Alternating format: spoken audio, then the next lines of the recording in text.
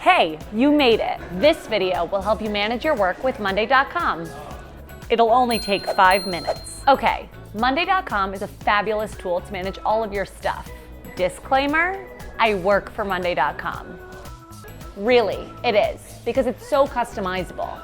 You can choose how to organize your boards and create different boards to manage different things. Put your entire life on monday.com. So, monday.com is a grid system. This is a board, and these are items. They are divided into groups. These are columns. Each board is used to manage and organize something. Let's build a task board. We all have to manage tasks, so this is a great board to start with. List all of the things that you need to happen. Random order. Just put them there. Now, let's add columns.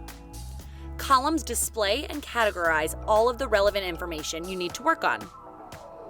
You probably need to know who is doing what. That's what the people column does.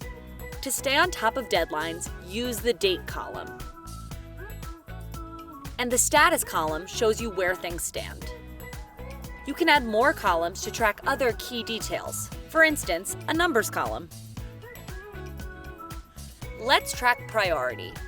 We can add a status column and rename the labels to high, medium, and low. The status column is the most versatile, by the way. One last thing, groups. Groups are a good way to separate all of your stuff into big categories. For tasks, I use this week and next week.